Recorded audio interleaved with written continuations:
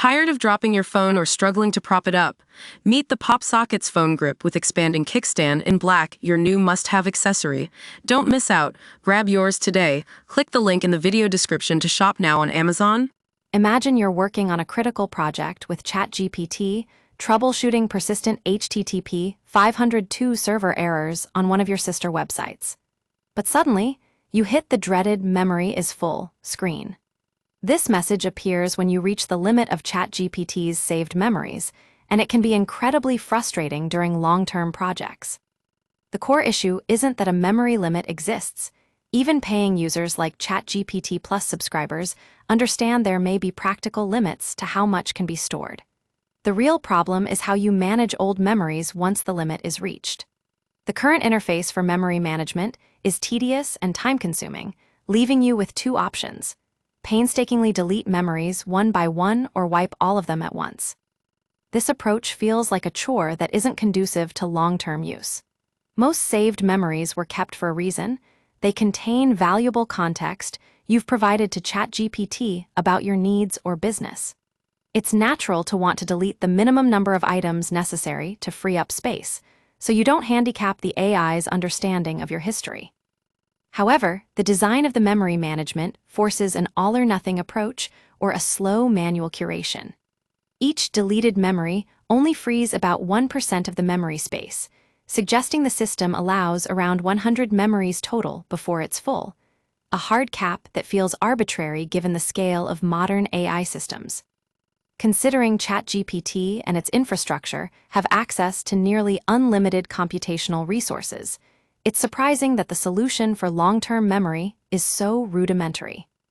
Ideally, long-term AI memories should better replicate how the human brain operates and handles information over time. Human brains have evolved efficient strategies for managing memories. We don't simply record every event word for word and store it indefinitely. Instead, our brains are designed for efficiency. We hold detailed information in short-term memory, then gradually consolidate and compress those details into long-term memory. The process of memory consolidation is complex and multi-step, involving the hippocampus, which acts as a fast-learning buffer, and the cortex, which gradually integrates information into a more durable form across widespread neural networks. This process requires time and often happens during periods of rest or sleep. In other words, our brains systematically transfer and reorganize short-term memory into a distributed long-term memory store, making it more resistant to interference or forgetting. The brain doesn't waste resources by storing every detail verbatim. Instead, it filters out trivial details and retains what's most meaningful from our experiences. When we recall past events or learned information, we usually remember the gist of it rather than a perfect, word-for-word account. Our verbatim memory fades faster than our gist memory as time passes, which is an efficient way to store knowledge by discarding extraneous specifics. This neural compression can be likened to how computers compress files, and scientists have observed analogous processes in the brain. When we mentally replay memories or imagine future scenarios, the neural representation is effectively sped up and stripped of some detail. It's a compressed version of the real experience. Neuroscientists at UT Austin discovered a brain wave mechanism that allows us to recall sequences of events in seconds by using a faster brain rhythm that encodes less detailed, high-level information. In essence, our brains can fast-forward through memories, retaining the outline and critical points while omitting the rich detail. Another important aspect of human memory management is prioritization. Not everything that enters short-term memory gets immortalized in long-term storage. Our brains subconsciously decide what's worth remembering and what isn't, based on significance or emotional salience. The brain filters out the noise and keeps the memory that matters most to our goals.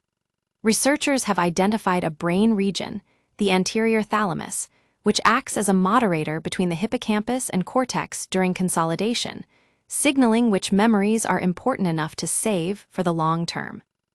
This finding underscores that forgetting is not just a failure of memory, but an active feature of the system. By letting go of trivial or redundant information, our brains prevent their memory storage from being cluttered, and ensure the most useful knowledge is easily accessible. The way human brains handle memory offers a clear blueprint for how ChatGPT and similar AI systems should manage long-term information. Instead of treating each saved memory as an isolated data point that must either be kept forever or manually deleted, an AI could consolidate and summarize older memories in the background.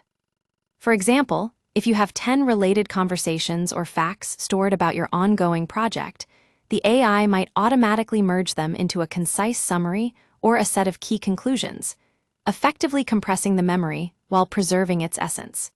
This would free up space for new information without truly forgetting what was important about the old interactions. Moreover, an AI could prioritize memory retention based on relevance and importance to the user's needs. By weighing which memories have been most frequently relevant or critical to your goals, the AI could discard those that seem least important, a dynamic approach that parallels how our brains continuously prune unused connections and reinforce frequently used ones to optimize cognitive efficiency. The bottom line is that a long-term memory system for AI should evolve, not just fill up and stop. Human memory is remarkably adaptive. It transforms and reorganizes itself with time, and it doesn't expect an external user to micromanage each memory slot. If ChatGPT's memory worked more like our own, users wouldn't face an abrupt wall at 100 entries or the painful choice between wiping everything or clicking through 100 items one by one. Instead, older chat memories would gradually morph into a distilled knowledge base that the AI can draw on, and only the truly obsolete or irrelevant pieces would vanish. The AI community should appreciate implementing such a system, which might involve techniques like context summarization, vector databases for knowledge retrieval, or hierarchical memory layers in neural networks, all active areas of research. Solving this challenge would be a leap toward AI that learns continuously and scales its knowledge base sustainably. ChatGPT's current memory limitation feels like a stopgap solution that doesn't leverage the full power of AI. By looking to human cognition, we see that effective long-term memory is not about storing unlimited raw data. It's about intelligent compression, consolidation, and forgetting of the right things. The human brain's ability to hold onto what matters while economizing on storage is precisely what makes our long-term memory so vast and useful. For AI to become a true long-term partner, it should adopt a similar strategy. Automatically distill past interactions into lasting insights, rather than offloading that burden onto the user. By doing so, the frustration of hitting a memory-full wall could be replaced by a system that gracefully grows with use, learning and remembering in a flexible, human-like way. Adopting these principles would not only solve the UX pain point, but also unlock a more powerful and personalized AI experience for the entire community of users and developers who rely on these tools.